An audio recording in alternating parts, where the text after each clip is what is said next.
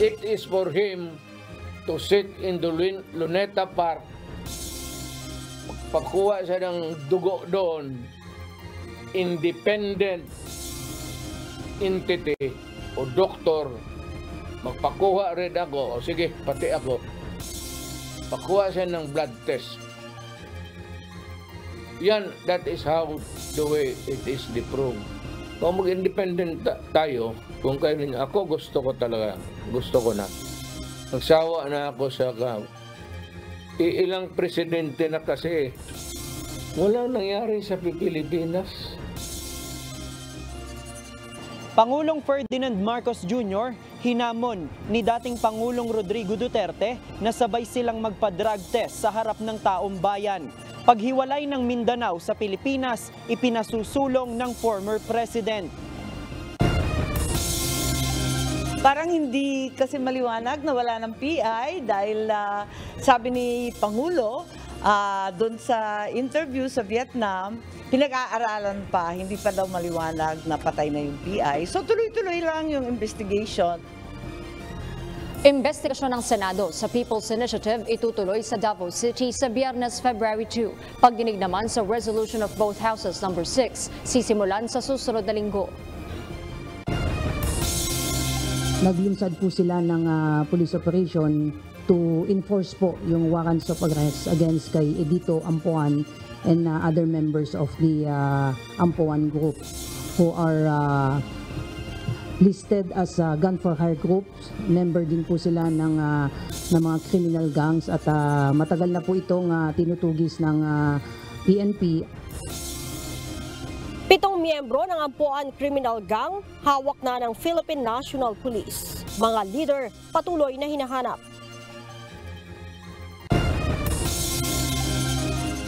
Kasunduan ng Pilipinas at Vietnam Coast Guard kaugnay ng pagbuo ng Joint Committee para protektahan ang interes sa South China Sea. Hindi nakikitang dahilan ng PCG para tumaas ang tensyon sa China.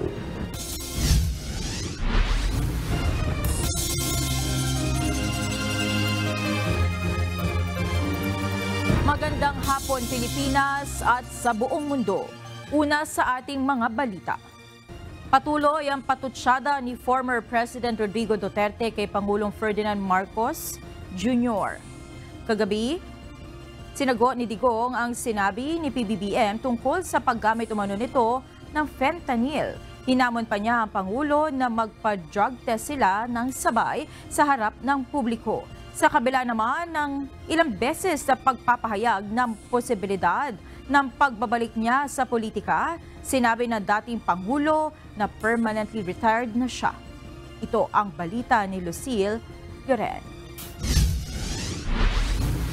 It is for him to sit in the Luneta Park, pagkuha siya ng dugo doon, independent entity o doktor, magpakuha rin ako, o sige, pati ako, pakuha siya ng blood test. Yan, that is how the way it is approved. Drug test sa harap ng taong bayan. Ito ang hamon ni former President Rodrigo Duterte kay Pangulong Ferdinand Marcos Jr. sa gitna ng palitan nila ng akusasyon sa isyu ng iligal na droga. Giit ni Digong, bagaman wala siyang dapat patunayan dahil hindi naman siya ang kasalukuyang nakaupo sa pwesto, handa umano siyang magpa-drug test sa harap ng publiko ng magkaalaman. Kinumpirma niya ang paggamit ng fentanyl, pero iniit na inireseta ito ng doktor at nasa 7 hanggang 8 taon na ang nakararaan nang huli siyang gumamit nito. Fentanyl is a medical thing. It eases up the pain. Yan nilalagay yan para to ease the pain. Pero nung na-opera na ako, okay na ako. And that was about 8 or 7 years ago. Shortly before I ran for the presidency. Magkaroon ako ng talagang masakit. Marami pang mga isiniwalat ang dating presidente tungkol sa Pangulo, gaya ng pag-a-apply umano nito bilang Agriculture Secretary sa kanyang administrasyon. pero hindi umano ito tinanggap ng dating Pangulo. Ang mga isyu rin umano kaugnay sa pagkakasangkot sa illegal na droga ang dahilan kung bakit hindi niya ito inendorso noong nagdaang eleksyon kahit pa running mate ito ng anak na si Vice President Sara Duterte.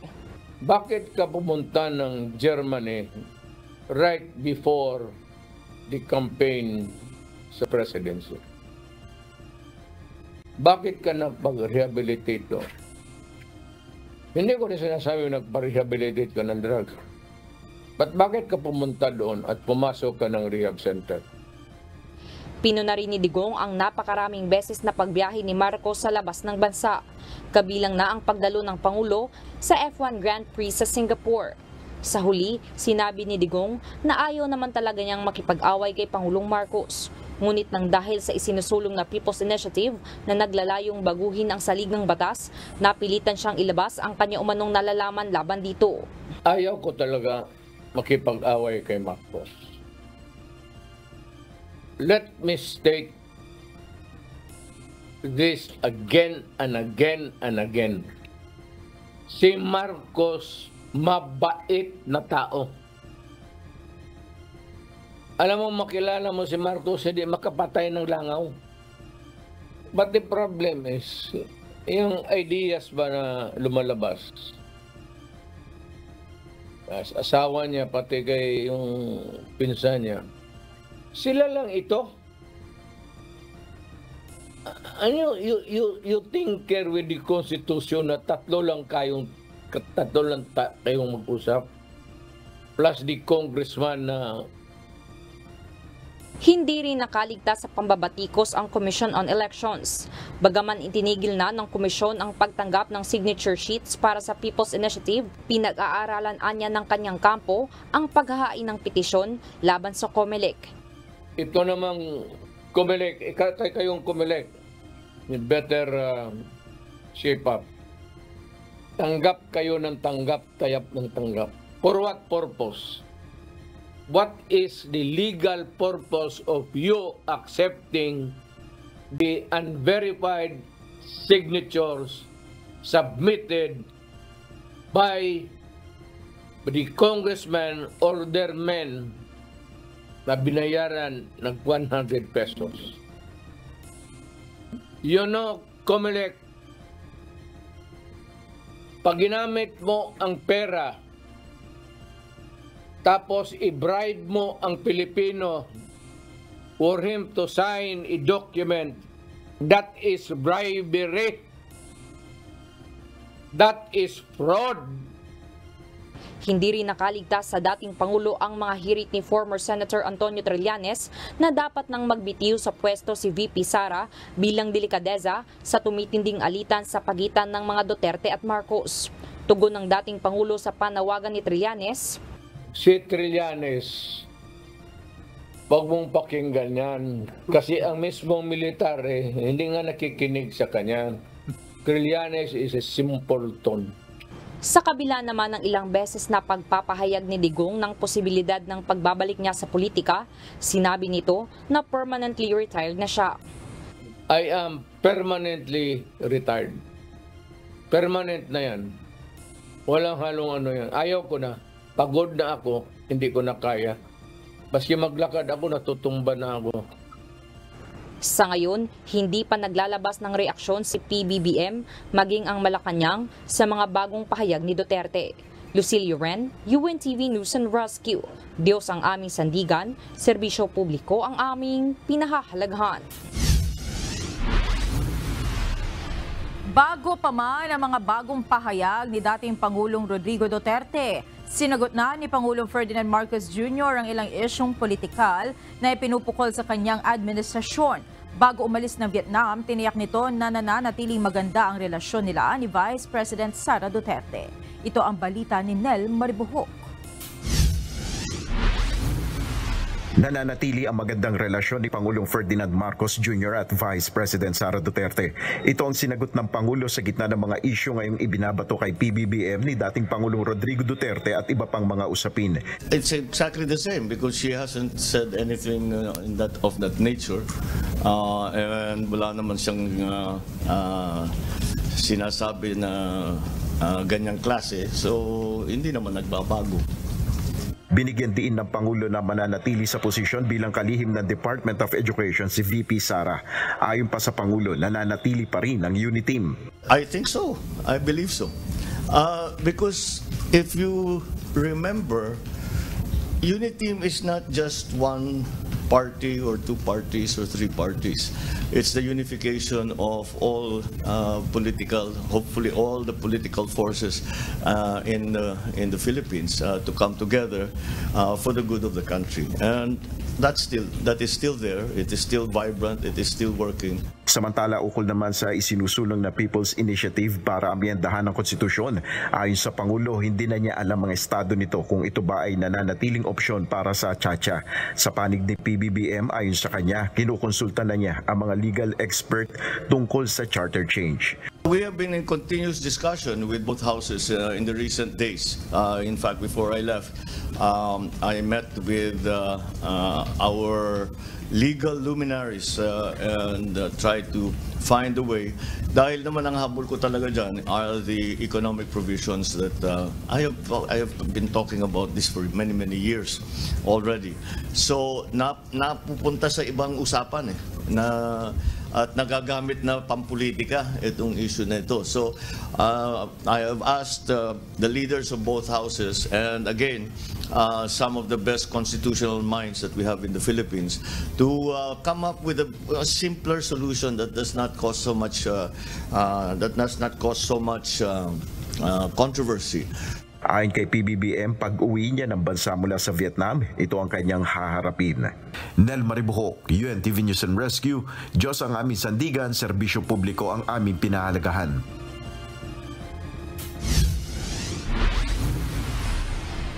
Walang namumuong kodita o destabilization plot laban sa kasalukuyang administrasyon. Ito ang nilinaw ng Philippine National Police sa gitna ng umiinit na palitan ng mga salita ni dating Pangulong Rodrigo Duterte at President Ferdinand Marcos Jr. Ito ang balita ni Lea Ilagan. Kausap ko po ang ating Chief PNP kanina habang siya po ay nasa meeting at sinabi po niya there is no destabilization plot, there is no kudita.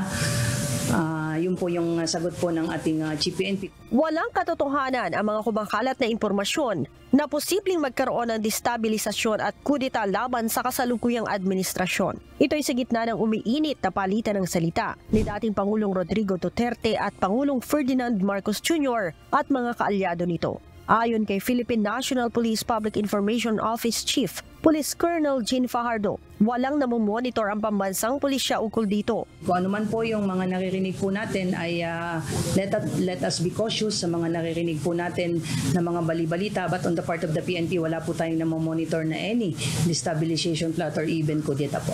Sa katunayan, nakatutok lamang aniya ang mga pulis sa kani-kanilang mga trabaho at hindi apektado ng usapin sa politika. Ang PNP po remains focused po sa ating mandato po at kung ano man po yung mga naririnig po nating mga balita at mga political issues po ay hindi po ito maapektuhan ng PNP at lagi pong sinasabi ng ating Chief PNP through their respective regional directors na i-remind po ang ating mga kapulisan na huwag tayong makinig sa mga nababalitaan natin ng mga political noise. May pakiusap din aniya ang PNP sa ilang mga grupo. Yun nga yung lagi nating pakiusap sa mga ibang mga interest groups po na sana po inirerespeto po ng PNP yung kanilang kakapatan magpahayag ng kanilang damdamin pabor o laban sa sinuman o sa sinumang grupo kasama na sa administrasyon. Ang pakiusap lang po sana natin, please spare the Philippine National Police. Sa kabila ng mga naglalabasang issue ngayon, nananatili daw mataas ang moral ng mga pulis dahil hindi naman sila pinababayaan ng organisasyon. Unang-una kung titingnan natin ay kung ano naman po yung mga entitlement naman po ng ating mga kapulisan ay naibibigay naman po ng organisasyon po. Mababa po ang krimen po natin at yun po yung nagbibigay motivasyon po sa ating mga pulis para mas lalo po nilang pag-igihin yung kanilang trabaho at alam po ng mga pulis kung ano yung dapat na yung focus po at ang focus po natin is to enforce the law and implement po yung mga orders na legal orders ng duly constituted authorities po. Ayaw naman magkomento ng PNP sa panibagong hamon ni dating Pangulong Duterte kay PBBM na magpa-drug test sila sa Luneta. Leia Ilagan, UNTV, News and Rescue. Diyos ang aming sandigan, serbisyo publiko ang aming pinahahalagahan. Nanawagan ang Commission on Elections sa mga proponent o nagsumite ng signature forms para sa People's Initiative na bawiin ang mga ito mula sa kanilang mga tanggapan. Kasunod na rin ito ng pagpapahinto nila ng pagtanggap ng mga pirma. Ito ang balita ni Dante Amento. Ang commitment namin, aalagaan po namin yung mga dokumentong ito hanggang gusto nyo pong i-pull out na lahat yan. Hindi pwedeng ibasura o itapon ng Commission on Elections ang natanggap nilang signature sheets ng People's Initiative para sa planong pag-amyenda sa saligang batas ng bansa. Ito ang tugon ng poll body sa pahayag ni Senator Amy Marcos na dapat ibasura ang mga ito dahil baka magamit pa sa hinaharap sapagkat wala naman itong expiration date. Pagtitiyak naman ni Chairman George Erwin Garcia, iingatan nila ang mga ito hanggang nasa kanila pa, bagamat aminado siyang nakakasikip sa kanilang local COMELEC offices, partikular ang mga maliliit ang tanggapan. Kaya pakiusap ng COMELEC sa mga proponent o sino mang nagsumite ng mga form ay kung maaring bawiin nila ang mga ito habang nire-repaso pa nila ang panuntunan hinggil sa People's Initiative. Kung ako po yung tatanungin, kung ako po yung proponent, hindi po ba mas maganda, kunin nyo na po muna sa COMELEC yung pong mga naipareceive sa amin upang mas baka po sakali, mas maaalagaan po ninyo at napoprotektahan yung mga dokumentong yan. Kapalit ng pagbawi sa mga signature sheet ay kukunin naman ng COMELEC ang inisyong certification ng kanilang election officer na tumanggap ng pirma. Kasi nakalagay doon sa certification na yung local COMELEC namin ay nakatanggap po sila ng mga signature sheets na to, ilang pahina yon at ilan yung signatures na involved doon. Sa nakalap na datos ng komisyon, nasa 7 milyong mga pirma na ang naisumite sa kanila na galing sa 209 na distrito sa kabuuang 254 legislative districts sa Pilipinas. Samantala, muli namang nilinaw ng COMELEC sa ngayon nananatiling valid o may bisa ang kanilang panuntunan kaugnay ng People's Initiative dahil wala pang kumukwestiyon dito bagamat sinuspindi na nila ang pagpapatupad dahil sa nakitang umano depekto o mga kakulangan nito. Dante Amento, UNTV, News and Rescue. Diyos ang aming sandigan, serbisyo publiko ang aming pinahahalagahan. Bukas ang Commission on Elections sa COMELEC sakaling dumulog si dating Pangulong Rodrigo Duterte sa Korte Suprema para questionin ang 12 bilyong piso na pondo na ibinigay sa kanila ng Kamara. Sinabi ng COMELEC na makabubuti na rin ito para mabatid kung nararapat talaga para sa kanila ang nasabing pondo. Una na ang kwestiyon ng ilang mambabatas ang nasabing pondo dahil sa umano'y tila inilaan ito partikular para sa People's Initiative. Kahapon po, sa pagdinig ng ating Senado, ay naitanong din yung issue na yan ng 12 billion pesos na napadagdag sa COMELEC. Inuulit natin, yan po ay hindi para sa People's Initiative, hindi po yan sa kahit na anong plebisito. Sa kanyang press conference sa Davao City kagabi, kabilang sa mga binanggit ni dating Pangulong Rodrigo Duterte, ang anyay paghiwalay ng Mindanao sa Republika ng Pilipinas. Ang ideyang ito ng dating Pangulo ay sa gitna pa rin ng usapin ng planong pag-amyenda sa konstitusyon. Ito ang balita ni JP Nunez. Mag-independent tayo. Kung kayo ako, gusto ko na. Nagsawa na ako sa ilang presidente na kasi walang nangyari sa Pilipinas. Sawa na umano si dating Pangulong Rodrigo Duterte sa mga nangyayari sa Pilipinas kahit pa ilang presidente na ang nanungkulan sa bansa. Dahil dito, isa sa mga ipinasusulong ng dating Pangulo ang ideya na maging independent o ihiwalay na ang Mindanao sa Republika ng Pilipinas. Sa kanyang press con kagabi sa Davao City, inilahad nito na si dating Davao del Norte Representative Pantaleon Alvarez ang unang nagtulak ng ideyang ito. maaari umano itong gawin sa pamamagitan ng pangangalap ng pirma. Ngunit paglilinaw ng dating Pangulo, hindi ito maituturing na rebelyon o paghihimagsik laban sa bayan. There's a process in that. I think before the UN, where you would gather signatures from all sorts in Mindanao, magpirma, verified under oath in the presence of so many people, decide that we want a separate. Kaya kung ganon lang naman kayo dyan sa Luzon, pati sa Visayas, bahala kayo. Ayon kay dating Pangulong Duterte, mayaman naman ang Mindanao pagdating sa resources dahil dito nang gagaling ang mga inaangkat na produkto patungong Luzon at Visayas. Pero aminado ito na kapag nahiwalay ang Mindanao, lilikha ito ng malaking problema. Mindanao is rich. But of course, kung mag-separate independent to at magpuntahan lahat dito ang Pilipino, then it's gonna be a big problem. Muli ring tinuligsa ng dating presidente ang kontrobersyal na pangangalap ng pirma para sa People's Initiative na nagsusulong para amyendahan ang konstitusyon. Naniniwala si Duterte na sina Pangulong Ferdinand Marcos Jr. at House Speaker Romualdez ang umano'y siyang nasa likod ng charter change campaign. Nauna nang sinabi ni PBBM na hindi na niya alam ang estado ng People's Initiative at kung ito ba ay nananatiling opsyon para sa Tsa-Tsa. Ayon sa Pangulo, kinukonsulta na niya ang mga legal expert tungkol sa charter change. JP Nunez, UNTV, News and Rescue. Diyos ang aming sandigan, serbisyo publiko ang aming pinahahalagahan. Hindi sang-ayon ng ilang senador sa plano ng kampo ni dating Pangulong Rodrigo Duterte na ihiwalay ang Mindanao sa Pilipinas. Para kay Senate President Juan Miguel Zubiri, ang pagkawatak-watak ang pinakahuling bagay na nais ng bansa. Dapat na rin anyang maghinay-hinay sa away politika at pagtuunan ng pansin ang mga importanteng problema ng mga Pilipino.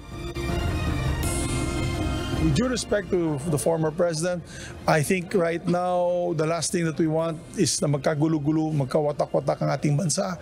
Ang akin dyan ay slow down po natin ang away na yun kasi ang importante dyan ay kapakanan ng taong bayan. Ayon naman kay Senator Amy Marcos, popular sa ilang sektor sa Mindanao ang panukalang ihiwalay ang Mindanao. Pero kung siya ang tatanungin, ayaw niya sa ideyang ito. Actually, matagal na natin naririnig niya na mag-independent Mindanao na po. At sa ibang sektor sa Mindanao, dahil lagi natin kakaligtaan, lagi silang lugi sa budget. Yung sentimentong yan, popular sa Mindanao. Pero sana pinagdadasal ko na hindi naman mangyari. Ayaw naman natin na mawatak-watak ang Pilipinas. Si Senate Minority Leader Coco Pimentel naniniwalang dapat pang mas mapag-aralan ng panukala. Pero tutulaan niya sa anumang suwestyon na ihiwalay ang anumang bahagi ng teritoryo ng Pilipinas. Giit ng senador, dapat patuloy na magsikap ang bansa na maging epektibo at magkaroon ng gumaganang estado ang Pilipinas. Para naman kay Senator Francis Chis Escudero, hindi posible sa ilalim ng saligang batas ang panukala. Naniniwala ang ilang mambabatas na kailangang pag-aralan ng mabuti ang panukalang ihiwalay ang Mindanao sa Republika ng Pilipinas. Ayon kay Surigao del Norte 2nd District Congressman Ace Barbers, hindi ganun kadaling gawin ang panukala at may proseso na kailangan itong pagdaanan. Dapat din anyang busisiin ng mabuti ang magiging epekto nito sa mga Pilipino. Yun ang sinasabi ko nga kanina. Siguro dapat pag-aralan, tingnan how to proceed with this move. No? I'm sure advocacy to ni Congressman Alvarez, and I personally respect his advocacy in the same way that he respects my advocacy. But pushing through with this, siguro may mga proseso eh. Siguro medyo hindi ganun kadali.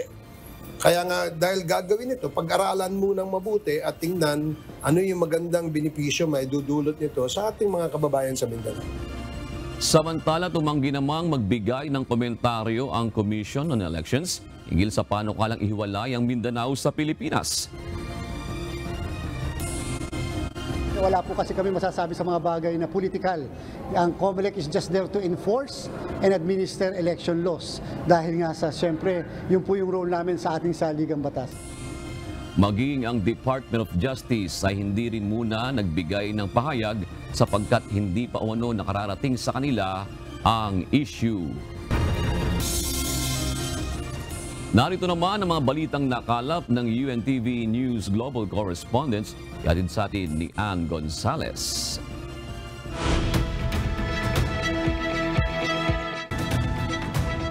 Ann, kumusta naman ang pagtanggap ng Filipino community sa tapos na pagbisita ni Pangulong Ferdinand Marcos Jr. dyan sa Vietnam? Magandang araw, June. Mainit at masaya ang naging pagtanggap ng mga kababayan natin dito sa Vietnam sa pagbisita ni President Bongbong Marcos Jr.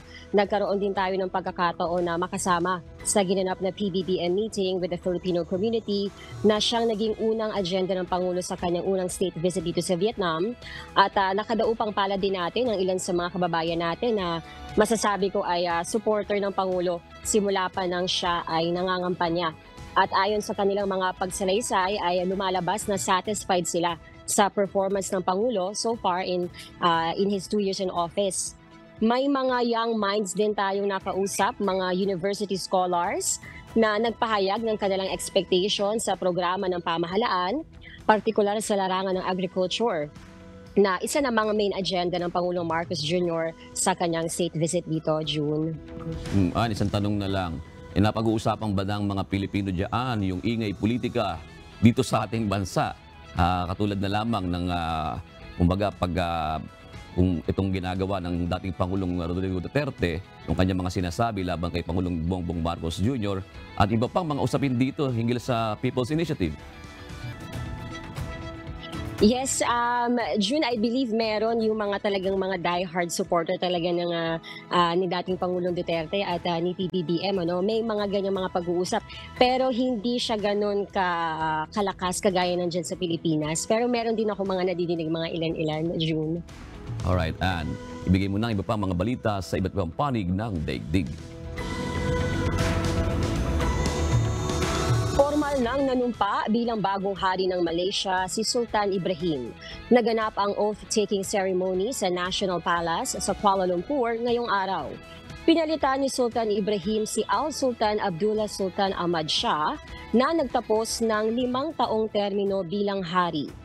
Sa ilalim ng natatanging sistema ng monarkiya, ang mga pinuno ng 9 na maharlikang pamilya ng Malaysia ay kumalili sa pagiging hari na kilala bilang Yang de Pertuan Agong tuwing 5 taon. Nakapag-desisyon na si US President Joe Biden kung paano tutugunan ang ginawang drone attack sa kanilang pasilidad sa Jordan. Ito ang balita ni Sunny Cos.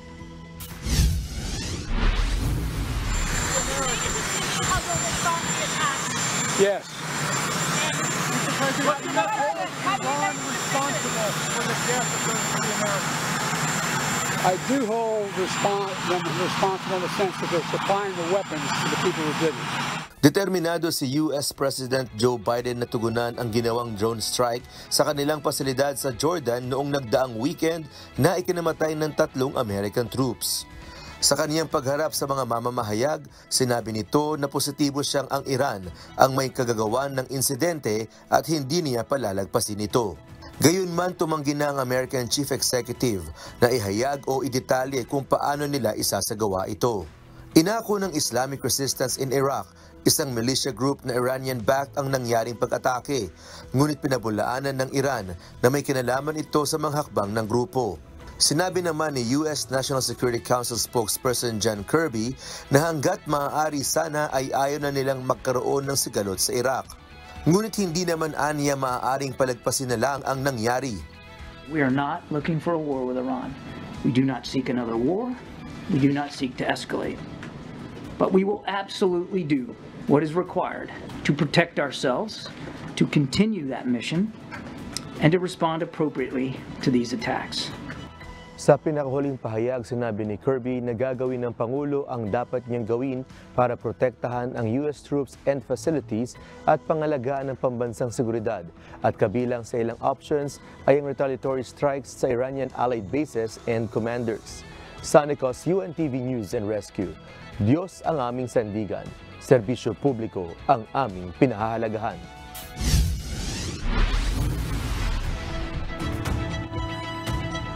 Nasa gip ng Indian Naval Forces ang dalawang hijacked vessel sa baybayin ng Somalia sa gitna ng tumitinding pangamba sa paglala ng pamimirata sa lugar. Bago ito, iniulat ng Seychelles Defense Forces ang pagpapalaya sa isang grupo ng mga mangingisda mula sa mga pirata. Dating kilala ang lugar na pugad ng piracy, subalit napigilan ito dahil sa pagpapatrolya ng international forces gaya ng India.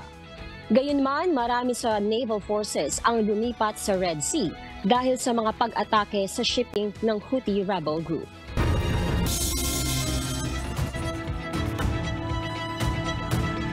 Bukas ang political leader ng Hamas sa panibagong panukala na ceasefire sa Gaza Strip.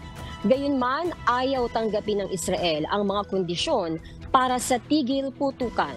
Ito ang balita ni Regent Bolivar. אנחנו לא נוציא את צה"ל מרצועת עזה ואנחנו לא נשחרר אלפי מחבלים. כל זה לא יקרה. מה כן יקרה? ניצחון מוחלט. Kinumpirma ni Ismail Haniyeh na pinag-aaralan niya ang proposal para sa pagpapatupad ng ceasefire sa Gaza Strip. Ayon sa political leader ng Hamas, inimbitahan ng grupo na i-discuss ang isang framework na itinakda ng Israel, Estados Unidos, Qatar at Egypt. Nakapaloob dito ang mungkahing 6 na linggong tigil putukan kung kailan higit pang mga bihag ng Israel ang ipapalit sa mga bilanggo ng Palestinian. Iginiit ni Haniyeh na ang prioridad ng Hamas ay isang permanenteng tigil putukan at ganap na pag-alis ng Israeli forces. Gayunman hindi umano ito tinanggap ng Israel.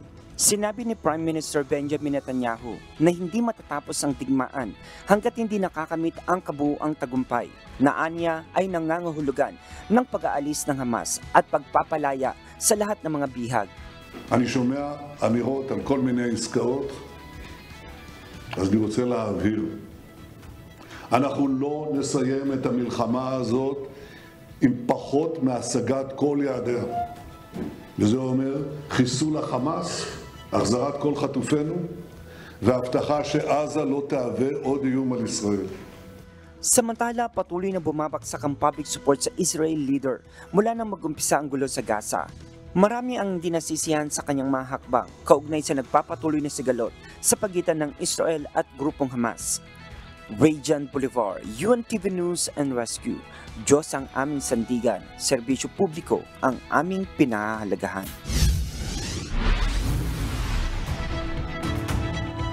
At yan ang mga balita mula sa iba't ibang panig ng mundo.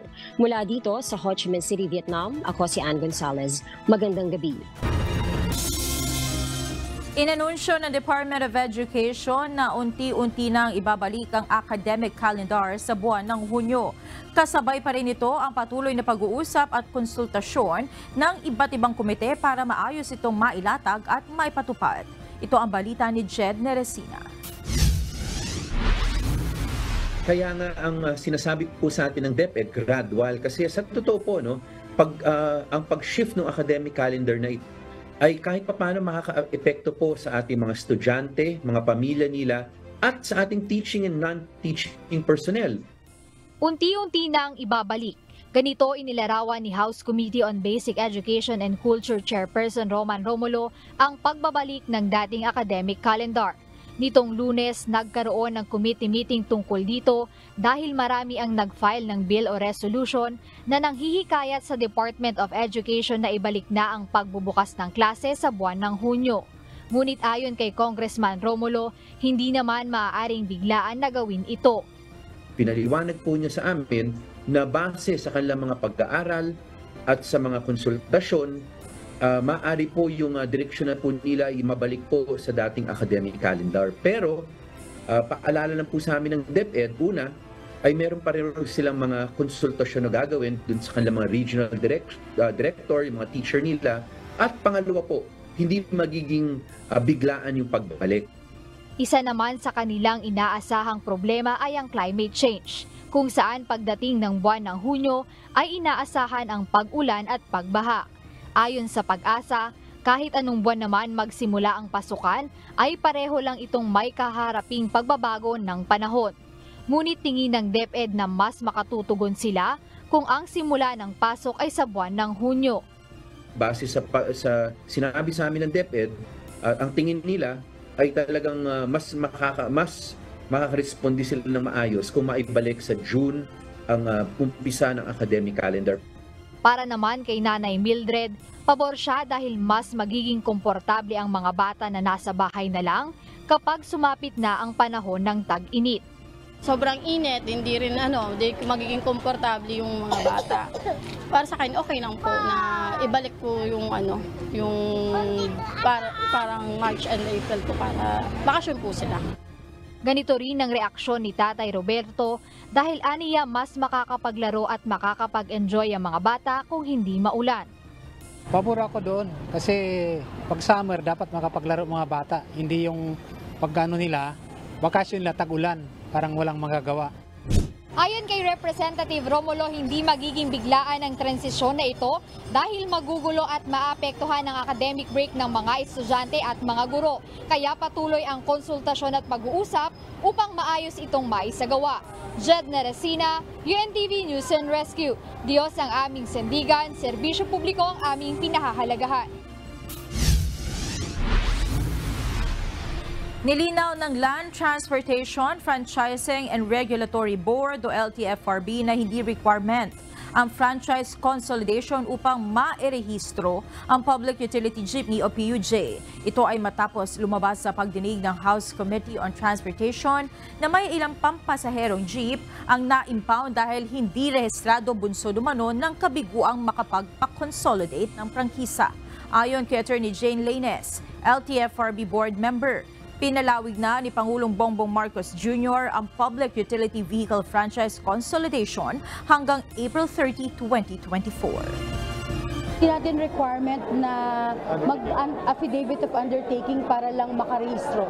Wala na tayong nire-require na application for consolidation bago natin sila i-confirm kasi sabi ng Presidente, i-extend natin hanggang April 30. So ang ginawa natin, kino-confirm natin sila for purposes of LTO registration para makapagrehistro pa sila as for hire at makatuloy sila magbiyahe hanggang April 30.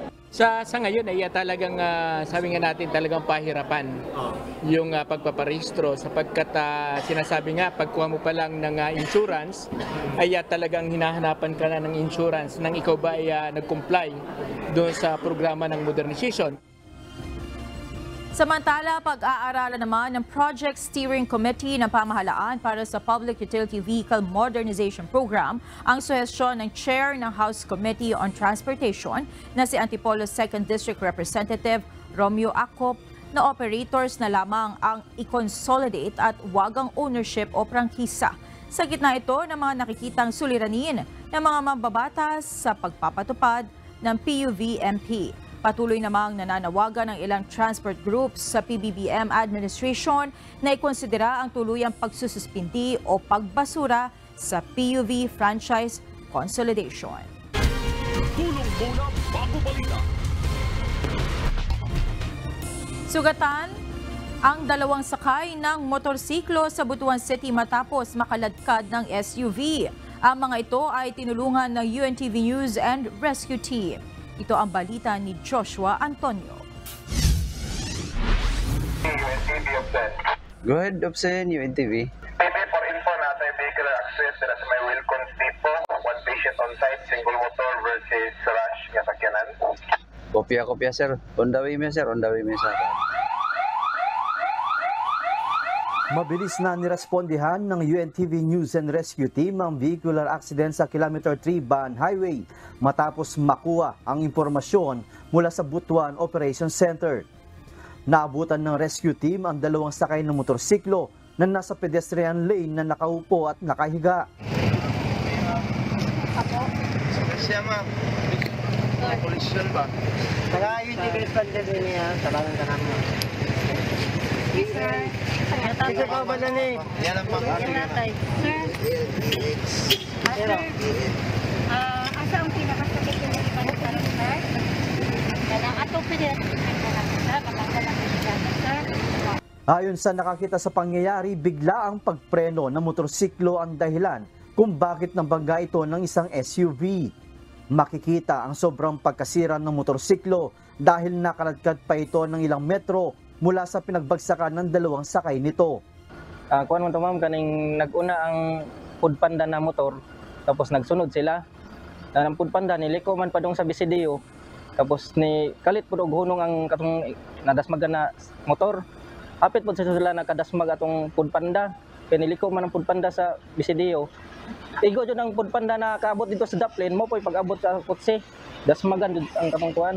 Na nabilin sila ang motor may nadagat diha kay ang sakyanan niabot pa man diha ang sakyanan paghunong. Badawos ni yung padapin na ng sakyanan pero ang motor nadagit sila dito nabilin. Nakilala ang dalawang sugatan na sina Alexan Longos, 51 years old, driver ng motorsiklo, at Zyclen Bird Longos, 21 years old, angkas nito. Nagtamo ng sugat sa iba't ibang bahagi ng katawan at pananakit sa kaliwang tagiliran si Alexan.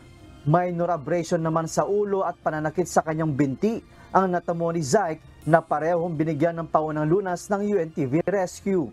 Matapos ang paunang lunas at masuri ang kanilang vital signs, ay dinala sila sa Butuan Medical Center. Samantala, wala naman natamong pinsala sa katawan ng sakay ng Toyota Rush maliban na lamang sa damage ng kanilang sasakyan bunsod ng banggaan. Joshua Antonio, UNTV News and Rescue. Diyos ang aming sandigan, serbisyo publiko ang aming pinahahalagahan.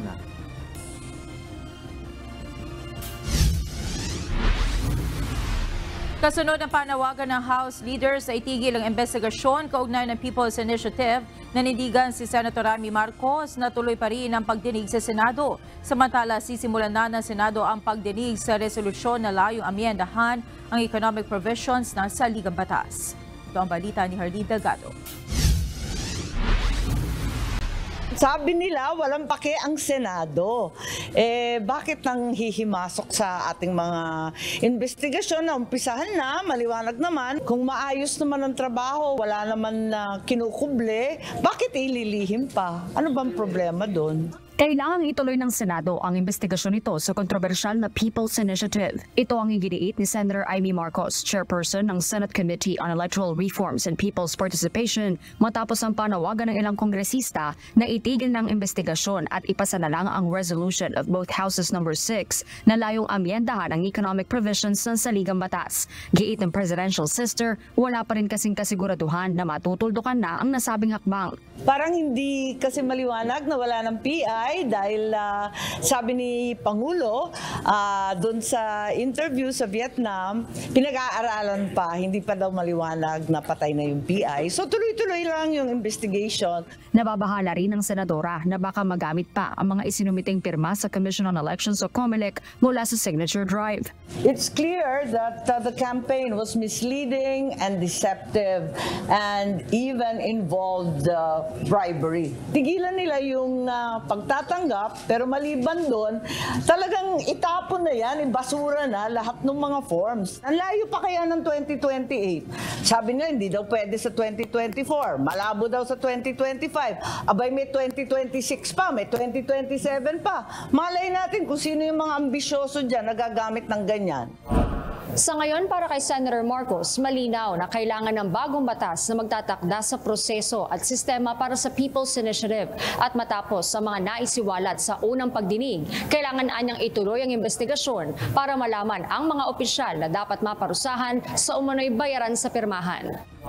Sa Biyernes, February 2, itutuloy ang pagdinig na gaganapin sa Davao City kung saan inaasahan ng presidential sister na mas maraming testigo ang magpapatunay sa umano'y bayaran at paggamit sa ayuda para sa People's Initiative. Nananatili din anyang bukas sa mga miyembro ng Kongreso ang pagdalo sa pagdinig para sagutin ang pagkakadawit sa kanila.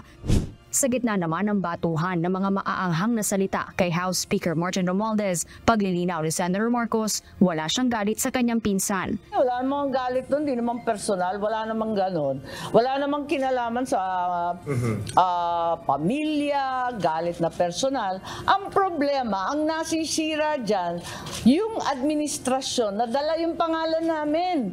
Marcos Administration ang winawasak niya. Yan ang problema. Ngayon, kung sino yung pasimuno dyan, hindi ko na alam. Pero lahat, tinuturo siya. Ano pang gagawin natin sa testimonya ni Mr. Oñate? Hindi naman ako nagsabi nun. Sila nagsabi nun. Sa susunod na linggo, didinggin na ng subcommittee ng Senado ang resolution of both houses number 6. Sabi ko nga, ibaba natin yung temperatura ng politika na yun. Ako naman, back to work na muna kami. We don't want to answer issues about this PI anymore. As far as we're concerned, it's moot and academic. Nagsalita na po yung COMELEC.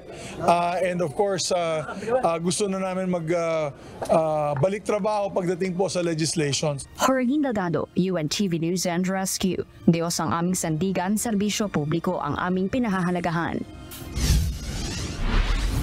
Hinamon ni dating Senador Laila De Lima si Vice President Sara Duterte na magpakatotoo sa gitna ng umiinit na tensyon sa pagitan ng kanyang ama na si dating Pangulong Rodrigo Duterte at Pangulong Ferdinand Marcos Jr.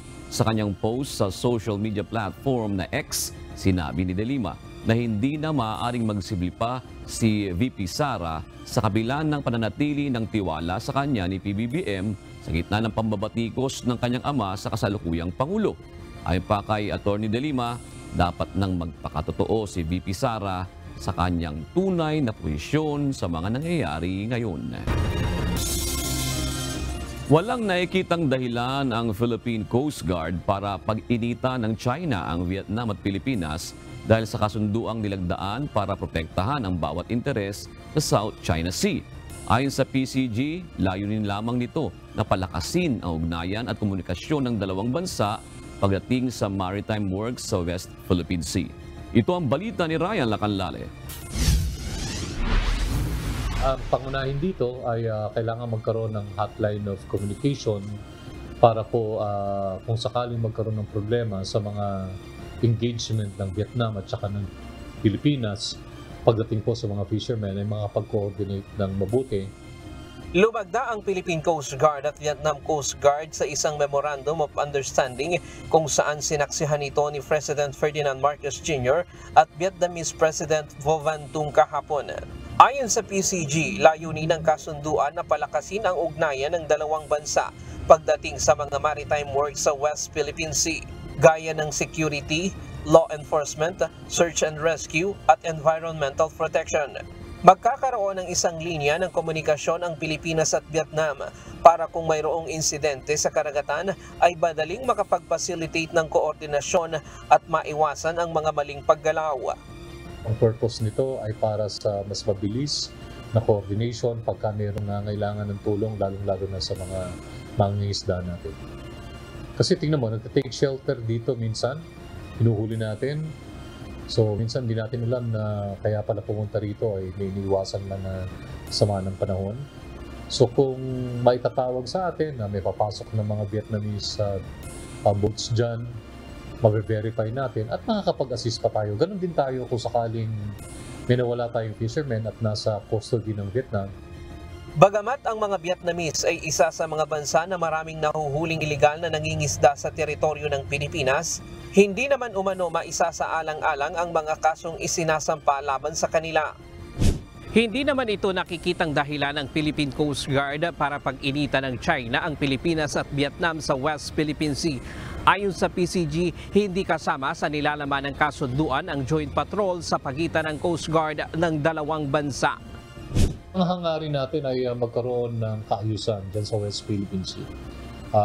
Maging sino mang bansa yung involved, dapat po ay sumusunod sa international rule-based order, kung ano yung naayon sa batas, at nagtataas ng kalinga para po sa marine environment. So yun ang pinipilit nating iangat at pinipilit nating gampanan at iugnay, no, sa ating mga kasamang bansa dyan sa pangunguna nga ng Vietnam sa ngayon. At hindi naman siguro ito dapat maging dahilan o maging issue ng China laban sa Pilipinas at Vietnam. Nauna nang nagkaroon ng ganitong kasunduan ng Pilipinas sa China. Ayon sa PCG, labas ang kasunduang ito sa usapin ng teritoryo sa West Philippine Sea dahil ang pangangalaga ng mga mangingisda at marine environment ang pangunahing tutugunan nito. Maaari ding mapag-usapan kapag nagkaroon na ng bilateral talks sa pagitan ng Vietnam at Pilipinas ang iba't ibang pagsasanay gaya ng anti-piracy, anti-terror exercise, sharing of information at people-to-people exchange. Isa rin sa plano ng PCG ang pag-iimbita sa Vietnam at iba pang bansa gaya ng Indonesia, Japan at US para sa maritime pollution exercise ngayong taon. Ryan Lacanlale, UNTV News and Rescue. Diyos ang aming sandigan, serbisyo publiko ang aming pinahahalagahan. Hawak na ng mga otoridad ang 7 sa miyembro ng Ampuan Criminal Gang. Ang mga ito ay kabilang sa nakaengkwentro kahapon ng mga otoridad sa Samar kung saan 3 pulis ang namatay at 4 ang nasugatan. Nagbabalik si Lea Ilagan. Because mga pulis po natin has to move on a tactical manner. So it took them 6 hours para marating nga po yung lungga po nitong pinaghinalaan po natin na nandoon ng mga criminal gangs. Unfortunately po ay natunugan po nitong grupo po ni Edito yung presence po ng ating mga pulis at pinutukan po sila. Nauwi sa bakbakan ang pagsisilbisana ng warrant of arrest sa mga kasong murder at frustrated murder sa leader at mga miyembro ng Ampuan Criminal Gang sa Santa Margarita, Samar kahapon. Ayon kay PNP Public Information Office Chief Police Colonel Jean Fajardo, sa naturang inkwentro, 3 pulis na miyembro ng Samar Provincial Mobile Force Company ang namatay at 4 ang nasugatan. Naglunsad po sila ng police operation to enforce po yung warrants of arrest against kay Edito Ampuan and other members of the Ampuan group who are listed as gun for hire groups. Member din po sila ng mga criminal gangs at matagal na po itong tinutugis ng PNP. Agad na isinugod sa ospital ang 4 na sugatang pulis na ngayon ay nasa maayos ng kondisyon. Minor lang naman po yung na-sustain na mga injuries and wounds at nasa stable condition na rin po sila. Nabigyan na rin po sila ng mga karampatang financial assistance, particularly po yung 3 po na napatay at na-inform na rin po yung family nila. Dagdag ni Colonel Fajardo, nakipagsanib ang Ampuan Group sa 2 pang criminal gang na Manyas at Monte Alto, kaya't lumakas ang puwersa ng mga ito. Meron po itong 8 warrants of arrest kasama po yung mga miyembro po ng nasabing grupo dahil po sa kanilang involvement sa mga killings, particularly dyan po sa Samar provinces, dyan po sa Santa Margarita na barangays, sa Calbayog at City at saka sa Gandara. May mga napatay po dyan na mga barangay officials at sila rin po yung nag-extort at nananakot sa mga businessmen within the provinces po ng Samar. 7 naman sa mga suspect ang hawak ngayon ng mga otoridad, kabilang ang isang mayroong warrant of arrest sa 2 kaso ng murder. Habang nakatakas naman ang leader ng naturang mga grupo, kaya't nagpapatuloy ang hot pursuit operation ng mga otoridad. Yung at large po sir, yung mismong supposedly subject po ng warrants of arrest, kasama na po dyan si Edito Ampuan, yung leader nga po ng Ampuan Group, at itong si Jojo Altarejos na miyembro naman po ng Manyas sa potential criminal gangs, at ito pong si Makurol po na meron din pong warrants of arrest. Ito rin pong si Jojo Altarejos ay meron din pong warrants of arrest. Kaugnay nito, naglagay na ng road blockade, checkpoint at border control ang pulisya sa lugar upang hindi malusutan ng hinahabol ng mga suspect. Lea Ilagan, UNTV News and Rescue. Diyos ang aming sandigan, serbisyo publiko ang aming pinahahalagahan. Iniulat ngayon ng Philippine Institute of Volcanology and Seismology o PHIVOLCS na nababawasan na ang bilang ng mga lindol na naitatala sa Mount Bulusan sa Sorsogon. Gayunman, hindi pa rin nila ito senyales para alisin sa Alert Level 1 ng bulkan dahil pabago-bago pa rin ang aktibidad na ipinakikita nito. Ito ang balita ni JP Nunez. And during the past 24-hour period, meron tayong 8 volcanic earthquakes na initala. Nasa 8 volcanic earthquakes na lamang ang naitala ng Philippine Institute of Volcanology and Seismology o PHIVOLCS sa Mount Bulusan sa Sorsogon sa nakalipas na 24 na oras. Ito'y mula sa 2 araw na nakalipas mula nang iulat ng PHIVOLCS na nagkakaroon ng pagtaas sa seismic activity ang naturang bulkan kung saan nasa 140 volcanic earthquakes ang naire-record mula sa Mount Bulusan. Ngunit kahit nabawasan na ang naitatalang volcanic earthquakes, nasa ilalim pa rin ito ng Alert Level 1. Ayon PHIVOLCS Director Teresito Bacolcol, patuloy nila itong minomonitor dahil pabago-bago pa rin ang ipinakikitang aktibidad ng bulkan at hindi pa rin nawawala ang posibilidad ng malakas na pagsabog. October 25 noong nakaraang taon nang ilagay sa Alert Level 1 ang Mount Bulusan. Well, kapag halos wala na tayong ma-record mga volcanic earthquakes, very minimal na rin ang mga volcanic gases, kapag weak ang steaming at kapag halos wala na rin tayong nakita inflation or yung pamamaga sa dalisdis ng vulkan. Ayon sa PHIVOLCS, mahigpit pa rin nilang binabantayan ang mga aktibong bulkan sa bansa, kabilang na ang Mount Taal, Pinatubo at Canlaon. Paalala ng PHIVOLCS sa mga naninirahan malapit sa bulkan, kapag nakaranas na ng malakas na paglindol, mas mabuti ng lumikas dahil senyalis na ito ng pag-akyat ng magma mula sa bulkan. Ipinapaalala rin ng ahensya na ipinagbabawal ang manirahan sa mga lugar na itinalagang permanent danger zone sa paligid ng bulkan. JP Nunez, UNTV, News and Rescue. Diyos ang aming sandigan, serbisyo publiko ang aming pinahahalagahan. Welcome sa mga kongresista ang plano ng Senadong simulan ang pagtalakay sa Resolution of Both Houses number 6 o RBH6. Pagtitiyak ni House Speaker Martin Romualdez, makakasa rin ang Senado na aksyonan at aprobahan ng House of Representatives ang mga pagbabagong ipapasok ng Senado sa konstitusyon. Ito ang balita ni Rosalie Cos, live. Rosalie, anong ipinangako ni Speaker Romualdez kaugnay sa Resolution of Both Houses number 6 na sisimulan ng dinggi ng Senado?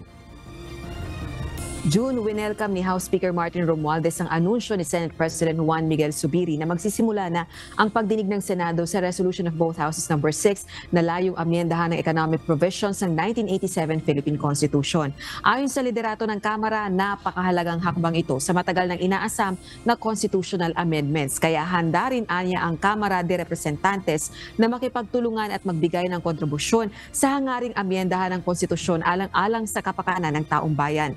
Makakaasa rin ng Senadong aaksyonan at aaprubahan ng House of Representatives ang mga pagbabagong ipapasok ng Senado sa konstitusyon. Ganito rin ang pahayag ng iba pang opisyal at political leaders dito sa House of Representatives. Nagsagawa naman ng caucus ang mga miyembro ng Kamara kaninang hapon at sa Lunes, February 5, nakatakdang magpasa ng House Resolution ang mga kongresista na nagpapahayag ng pagsuporta kay Speaker Romualdez sa gitna ng mga batikos at isyong ibinabato sa liderato ng Kamara bunsod ng kontrobersya sa People's Initiative Campaign. Samantala, kaugnay naman ng panukalang ihiwalay ang Mindanao sa Pilipinas, tutol dito ang mga kongresistang taga Mindanao. Kabilang na sina House Majority Leader Zamboanga 2nd District Representative Manuel Jose Dalipe, Camiguin Lone District Representative Jerdine Romualdo at maging si House Committee on Constitutional Amendments Chair Representative Rufus Rodriguez.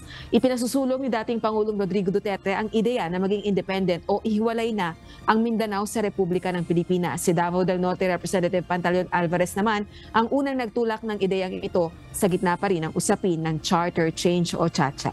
Balik sa iyo, June. Rosalie, doon ba sa bersyon ng mababang kapulungan ng Kongreso sa RBH6, tanging ba talaga ang economic provision lamang ang tinutukoy doon, Rosalie? Oo, June. Economic provisions ang itinutulak o isinusulong na amyendahan sa 1987 Philippine Constitution ng mga kongresista. At nangangako rin sila na walang anumang political amendment na isusulong ang mga kongresista. Hindi kagaya ng napapaulat sa mga nakalipas na pagkakataon na mayroong magiging usapin patungkol sa term extension o sa pagkakaroon ng pagbabago sa forma ng dalawang kapulungan ng Kongreso. Hindi tayo antabay dyan, Rosalie, kasi ito ba yung sinasabi dati ni Speaker Romualdez na tapos na kami, kayo naman na magtrabaho? Ito ba yung punto na to? Ito yung sinasabi niya? Yung RBA 6 na yan? Oo, tama yun. Bukod doon sa usapin ng charter change o ng constitutional amendments, meron din kasing mga nakabinbin na batas na naaprubahan na dito sa House of Representatives pero hindi pa naaprubahan sa Senate. Kaya yun yung binabanggit niya, bukod doon sa usapin ng charter change, meron pang ibang legislative priorities ang administrasyon ni Pangulong Bongbong Marcos Jr. na naaprubahan na dito sa House of Representatives pero nakabinbin pa rin sa Senado. So isa lang yun sa mga binabanggit ni Speaker Romualdez na magtrabaho ang Senado. Wala na silang komentaryo pa hinggil sa mga pahayag ni Pangulong Duterte kagabi maliban doon sa paghihiwalay ng Mindanao sa Pilipinas at doon pa sa mga sinasabi sa Senado kahapon. Oo, June, di na nga rin sila nagkomento patungkol doon sa mga panawagan na mag-resign o bumaba sa pwesto maging si Pangulong Bongbong Marcos Jr. dahil humingi na naman na ng paumanhin ang mayor ng Davao City na si Mayor Sebastian Duterte. Alright, maraming salamat, Rosalie Cos, nagulat ng live mula sa House of Representatives.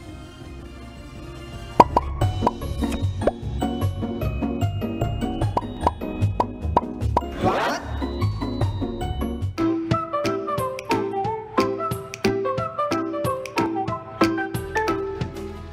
Dagdag kaalaman po, madalas ba kayong nasasabihan na mataba?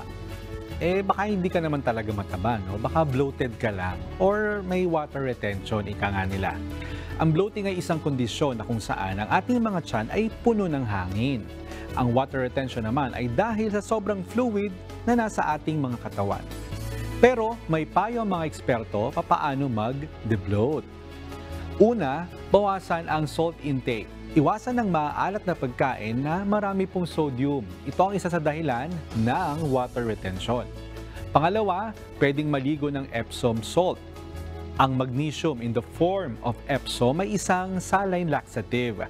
Makakabawas daw ito upang maalis ang extra water sa atin pong mga timbang. Pangatlo, kumain ng potassium-rich foods. Kasama na po dyan ang saging at avocado. Pangapat, maglakad-lakad. Kung hangin sa tiyan ang dahilan, malaki ang nitutulong ng paglalakad upang mailabas ang sobrang hangin sa ating mga tiyan. Panglima, subukan nating uminom ng ginger tea at uminom ng maraming tubig. Makakatulong daw sa digestion ang pag-inom ng tsaa at tubig ayon sa mga eksperto. At pang-anim, kumonsulta sa mga doktor. Reresetahan kayo ng mga gamot na makakatulong po sa atin na mag-debloat o mailabas ang sobrang tubig sa ating mga katawan. Kung madalas kayo nakakaramdam ng bloatness o di kayo pakiramdam nyo na meron kayong water retention, huwag pong baliwalain at kumonsulta sa doktor upang malunasan itong nararamdaman ninyo. Sana po may natutuhan kayo at laging tatandaan, mapalad po ang tao na nakakasumpo ng karunungan at ang tao na nagtatamo ng kaunawaan.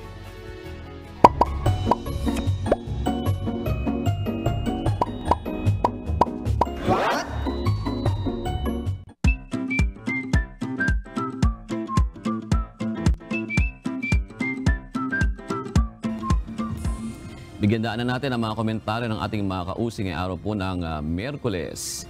Ito, yung away sa politika kahit doon sa chatroom na ang isang balita. Talagang nakikita mo yung talagang may pagkakabaha-bahagi na talaga sa... Oo, hindi maiwasan. Pero yun yung lagi natin pinapaalala, no, na wala namang mananalo sa nangyayaring bangayan na yan. So maging mapanuri po tayo, no, bago tayo. Kalma muna. Oo, kumalma muna tayo, mapanuri. At syempre, isulong natin yung talaga nakabubuti sa ating bansa. Gaya po na sinasabi ni Sonito Vargas Channel, sabi niya, Napakagulo na ng buong mundo. Kahit dito sa ating bansa, magulo din ang mga politiko. Sana manumbalik na ang kapayapaan at magkasundo-sundo na sila kung totoong paglilingkod sa bayan ang layunin nila. Correct? Sabi naman po ni Edgardo, kaya hindi tayo umuunlad kasi mula noon hanggang ngayon, hindi na nawala yang bangayan, away at rally na yan. Sana magkaisa na lamang ang lahat sa ikabubuti ng sambayan ng Pilipino. Ito naman po hinggil sa school calendar na babaguhin unti-unti. Yun, no, sa Magbabalik sa dati. Sabi po ni Reginald Taberao, ibabalik na dati school calendar. Simula sa June hanggang April. Itong school year 2024 to 2025 ayon sa Department of Education. Salamat po ng marami. Ito ang balita. Siguro doon niya narinig sa headlines. Nakita niya. Paulit-ulit niya pinost yung komentong yan. Oo. Sabi naman ni Darwin Tolentino, mahirap mag-aral ng mainit ang panahon. Tama lamang ibalik sa June ang unang klase. Naalala ko parang kailan ba to? Last year ba to? Yung maraming parang, nagkasakit na mga bata, nagka-heat stroke dahil nga sobrang init, nahimatay. May bombero na sa eskwelahan para diligan yung kanilang quadrangle doon, di ba? Dahil napakainit. Napakainit nga naman. Ayan. Shoutout na tayo sa ating pong mga mahusugid na manonood. Magandang gabi po kay na Ledesma Abrigo Dahan Jr., kay Michael Rodriguez, kay Jairo Galliano. Salamat din po Jasper Resari, Lydia De La Peña at Rachel Bongkayaw Hatulan. Salamat po sa inyo mga kasambahay. Kung may mga istorya po kayong nais balikan sa ito ang balita, pwede niyo po itong muling mapanood sa aming pong mga official social media account. Magtungo lamang po sa UNTV News and Rescue YouTube channel at i-click ang subscribe button. Ganyan din po sa aming Facebook at TikTok accounts. Mapapanood nyo rin po dito iba pang news programs ng UNTV, pati ng iba pang video ng nag-iisang public service channel. Kaya subscribe, like, and share. Narito ang salita ng Diyos na ating sandigan mula sa Aklat ng Kawikaan 17:27 na nagsasabi, siyang nagtitipid ng kanyang mga salita ay may kaalaman, at siyang may diwang malamig ay taong nag-uunawa.